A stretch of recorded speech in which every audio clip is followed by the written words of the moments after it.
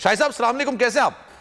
जी वालेकुम अस्सलाम। सर ये बताइएगा, IMF से तो सूरत हाल बेहतर होती हुई नजर आ नहीं रही है। आज इसाक डार साहब का बयान मैं देख रहा था, वो कह रहे थे जनाब हम तो मेंबर हैं, हम भिखारी थोड़ी हैं कोई, हमें वजीर आजम ने मना किया इसलिए हम नहीं गए, अगर हमें जाना होता हम चले जाते। IMF से सूरत हाल बेहतर होती हुई नजर नहीं आ रही। और ये अभी एक आध महीने की बात नहीं है, मैंने 4 महीने पहले भी आपको अपने प्रोग्राम में लिया था, उस वक्त भी ये गोमगो वाली सूरत हाल थी। ये सूरत हाल बेहतरी की तरफ जाएगी सर? बहुत शुक्रिया आपका। मैं आपसे यह अर्ज कर दूं कि गुज़िश्ता 13 महीने में जिस तरह पाकिस्तान की मईशत को तबाह बर्बाद किया गया है, जिससे न सिर्फ ये कि अवाम तबाह हुए हैं बल्कि पाकिस्तान की सलामती को खतरात कई गुना बढ़ गए हैं। ये बहुत संगीन बात है। एक तो ये बात हो गई। दूसरी बात ये थी कि अब इसको ठीक करना कोई आसान काम नहीं होगा। मैं सिर्फ 4 बातें आपको बताऊंगा तो बड़ी आपकी पोजीशन क्लियर हो जाएगी। पहली बात यह है कि अगले 3 वर्षों में हमने 80 अरब डॉलर से ज़्यादा बैरूनी कर्जों की अदायगियाँ करनी है। मुझे इस बात में कोई शुबा नहीं है कि IMF का मामला तय हो जाएंगे, लेकिन वो मसले का हल नहीं है। वो इसलिए नहीं है कि उससे तो सिर्फ बुरान की कैफियत ख़त्म होगी, हमारी ग्रोथ रेट तो 0 रहेगा, हमारी महंगाई तो बहुत ज़्यादा रहेगी। हमारा पहला मसला ये है कि अगले 3 वर्षों में 80 अरब डॉलर से ज़्यादा की जो अदायगियाँ करनी है वो हम अपने वसाइल से नहीं कर 80 अरब डॉलर की अदायगियाँ करनी हमने? जी बिल्कुल। मैं 80 अरब डॉलर से ज़्यादा का लफ्ज़ क्या है, मैं ज़्यादा डराना नहीं चाहता, लेकिन इससे कहीं ज़्यादा है। सर ये 80 अरब नहीं डरा दिया सर, ये 3 अरब डॉलर है हमारे पास शायद अभी। नहीं, हम इतना छोटा मुल्क भी नहीं है। मैं आपसे वही आपकी खिदमत में अर्ज़ कर रहा था। अब सवाल सिर्फ ये है कि क्या कुछ लोग कह रहे हैं कि कर्जों की रीशेड्यूलिंग करा लें, उनको पता नहीं है अब रीशेड्यूलिंग नहीं हो सकती, इसलिए कि IMF वर्ल्ड बैंक के जो लोन्स होते हैं वो रीशेड्यूल नहीं होते।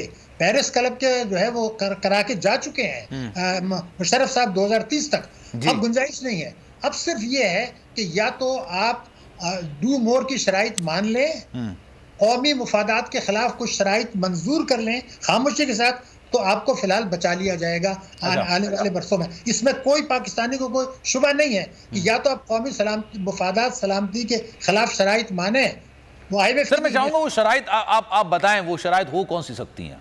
देखिए बात दरअसल ये थी कि सीधी बात ये है कि हमारे जौहरी प्रोग्राम को खतरात लाक हैं। आप ये बात भूल रहे हैं लोग कि डार साहब को कहना पड़ा कि हमें कोई खतरा नहीं है। जी क्यों कहा उन्होंने? इसलिए खतरा उनको नजर आ रहा था। अगर खतरा नहीं होता तो वजीर दफा कहते। तो वो खतरा मौजूद है, नंबर 1।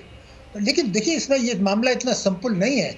अब आपको 1 अरब डॉलर की किस्तें मिल रही तो ये 80 अरब डॉलर आपको चाहिए, नंबर 1। नंबर 2 ये बात, हमारी इंपोर्ट्स आज भी दुगनी है हमारी एक्सपोर्ट से। इसको हम रेमिटेंसेस से पूरा कर रहे हैं। तकरीबन हमारे 3 वर्षों में 95 बिलियन डॉलर्स की रेमिटेंसेस मुतवक्के हैं। ये एक्चुअल रेमिटेंसेस नहीं है, ये हुंडे वाला है। अब आप ये देखिए कि हुकूमत ने तस्लीम किया, स्टेट बैंक ने तस्लीम किया कि पाकिस्तान में हुंडी हवाले का कारोबार बढ़ा। स्टेट बैंक ने इंपोर्टर से कहा कि जनाब आप ऐसा करें कि अपने पैसों का खुद इंतजाम करें LC खोलने के लिए, तो उन्होंने हवाले से बाहर पैसा भेजा, रिकॉर्ड पर आ गया। तो आपका जब 178 से 285 पर डॉलर आया है 1 साल में, तो FATF अंधा है क्या? उसको नजर नहीं आ रहा कि ये जो आप कह रहे हैं हुंडी हवाले का कारोबार बढ़ा है पाकिस्तान में, ये तो आपने खुद बढ़ाया, स्टेट बैंक कह रहे हैं। तो 2024 में हम गर्दन से पकड़ सकते हैं। तो ये रेमिटेंसेस पर इतना बड़ा झटका लगेगा।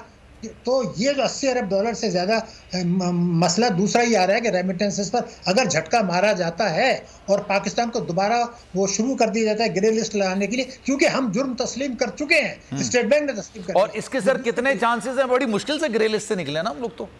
नहीं देखिए, ग्रे लिस्ट से कार्रवाई 2024 में शुरू होने के 80% चांसेस हैं, लेकिन उसमें टाइम लगता है। अगर आपने उनको अमेरिका की शराइत जिसकी मैं बात कर रहा था, न्यू ग्रेड गेम की शराइत, वो करते हैं तो वो शायद थोड़ी सी मोहलत दे दें।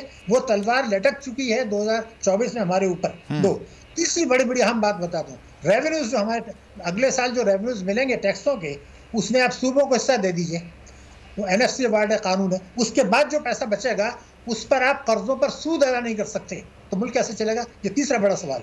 चौथा, हमें अभी तक चीन ने बचाया है।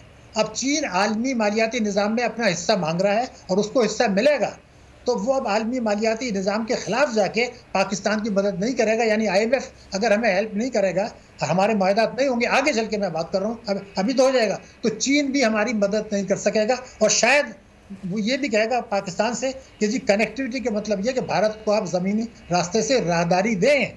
तो ये जो बड़े खतरात हैं, इससे जौहरी प्रोग्राम को खतरा है, पाकिस्तान की जोग्राफी सरहदों को खतरा है, पाकिस्तान की सलामती को खतरा है, पाकिस्तान के इस्लामी तशक्कुस को खतरा है, पाकिस्तान के 23 करोड़ अवाम को खतरा है जो 10 करोड़ से ज़्यादा गुर्बत बेरोजगारी के नीचे हैं। तो क्या आज हम ये फैसला कर सकते हैं, ये करने के लिए तैयार हैं कि अगले एक हफ्ते में या तो आप ये फैसला कर लें जो जैसे हमारे साबिक सदर साहब कह रहे हैं कि जी हाँ, कि डिफ़ॉल्ट करने से क्या फ़र्क पड़ता है, दिवालिया होने से कोई फ़र्क नहीं पड़ता।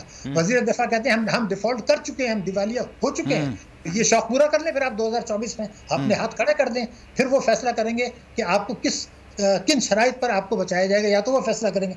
एक रास्ता हमारे पास है, उसके अलावा अगर कोई आदमी को दूसरा रास्ता बताता है वो अपने आप को और अपने मुल्क को धोखा देता है। अब सिर्फ एक रास्ता है और वो ये है कि अगले चंद रोज में, मैं इंतखाबात को मुलतवी करने की बात बिल्कुल नहीं कर रहा, आइन में हमारी तमाम पार्टियां चाहे कौमी सलामती कमेटी करे या जिसमें तहरीक इंसाफ भी हो या सुप्रीम कोर्ट ऑफ पाकिस्तान करे, क्योंकि उन्होंने 183 के जो तहत फैसला दिया है वो मफाद आम्मा का था, उसमें उनकी जिम्मेदारी थी कि वो ये कहते हैं कि जो तीनों बड़ी पार्टियों के मंशूर में है हर किस्म की आमदनी पर टैक्स लगाएं, मईशत को दस्तावेजी बनाएं, GST को 18.5 से जो है वो 7% पर लाएं, पेट्रोल डीजल को ख़त्म करें, जुलाई से ये करें, उसके लिए कानूनी इस्लाहात करें, कानून बनाएं। यानी मिसाक जमहूरियत से बड़ा धोखा कोई नहीं है। तो स्टेट सुप्रीम कोर्ट ये हुक्म दे 184(3) के तहत या कौमी सलामती कमेटी करे कि अगले चंद रोज़ में ये कानून साजी कर ली जाए, यानी हलफनामा इनसे लिया जाए और जब भी इलेक्शन हो, इलेक्शन फॉर्म में ये कॉलम हो कि मैं फला पार्टी के टिकट पर लड़ रहा हूँ, मेरी पार्टी ने ये वायदा किया है कि वो टैक्सों की ये इस्लाहात करेंगी, उनकी तफसील होगी, तवानाई के शोबे में इस्लाहात करेंगी, तालीम और शोबे के में इस्लाहात करेंगी। सर, इस तरह के मुआहदे आपको नहीं लगता कि सियासत की नज़र हो जाते हैं? आपने खुद कहा वो मिसाक जमहूरियत हुआ था, वो भी एक मजाक हुआ था। मैंने इसीलिए कानूनी, मैंने कहा कि नंबर एक, थोड़ा मैं बड़ी जिम्मेदारी से बात कर रहा हूँ as a student of law, as a economist बात नहीं कर रहा। मेरा कहना यह है कि आप सुप्रीम कोर्ट उस फैसले में हुक्म दे, ये हमारी सलामती को कौंसिल में है जिसमें तहरीक इंसाफ को भी बुलाया जाए, वो हलफनामे पे दस्तखत करें कि ये हम कानून साजी करेंगे, और जो इंतखाबी फॉर्म में ये लिखा हो जो किसी पार्टी के टिकट पर लड़ाए कि मेरी पार्टी ने अगर ये इस्लाहात नहीं की तो मेरी मेंबरशिप खत्म, मेरी मैंडेट खत्म, हमारा इलेक्शन खत्म। वो अगर आप नहीं करते तो फिर खुदकशी के अलावा कोई रास्ता नहीं है। उसको तो सर कानून की शक्ल नहीं दी जा सकती। मैंने आपसे कहा इस्लाहात को कानूनी शक्ल सुप्रीम कोर्ट 184(3) के, मतलब वो कानून बन जाएगा आपका, वो कानून बनेगा, उसका डेविएशन नहीं। उसमें मैंने बार बार कह रहा हूँ, उसमें ये क्लॉज होगी कि जो पार्टी इलेक्शन जीतने के बाद नहीं करती उसकी मेंबरशिप खत्म, क्योंकि मैंने कहा इंतखाबी फॉर्म में हलफनामा डालें आप, हम बचने का रास्ता, क्योंकि या तो आप खुदकशी करें या अपने मेरे मुल्क को बचाना है, इसके अलावा कोई रास्ता नहीं है। तो नजर आ रहा है सामने लिखा हुआ है जुल्म मिटने के लिए 2 चीजों से मिटेगा भाई।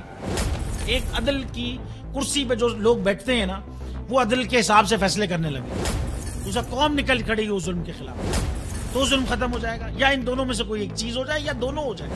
अगर 420 का मुकदमा था उस वक्त अदलिया में जो लोग बैठे हुए केस देख रहे थे वो पूछते ना यार चीट हुआ कौन है, जब उनको दिखता कोई चीट नहीं हुआ केस खत्म कर देते। तो जालिम जुल्म कर ही नहीं पाता। 9 जजेस ने नोट बिफोर किया मेरे केस को यार, 1.5 साल चला। शख्सी जमानत का केस, सेम केस इस्लामाबाद में कर दिया। एक ही इल्जाम पे 2 केस हो नहीं सकते भाई। मतलब 60 दिन का वक्त होता है, 102 दिन के बाद मैं जीत गया, केस बरी हो गया, 102 दिन के बाद अपील फाइल की, एक्सेप्ट कर ली। नहीं करते ना एक्सेप्ट, खत्म हो जाता ना जुल्म यार। भरी अदालत में मुझे बरी कर दिया, फिर पता नहीं क्या हुआ 2.5 घंटे बाद का नोट बिफोर, मैं नहीं सुनता ये केस, खड़े रहते अपने फैसले पे, मिट जाता जुल्म। अल्लाह ताला ने बिठाया इन कुर्सियों पे इनको यार, ये अल्लाह ताला की तरफ से फैसले करने हैं। तो या तो ये फैसले आएंगे जुल्म मिट जाएगा, या कौम खड़ी हो जाएगी जुल्म के खिलाफ।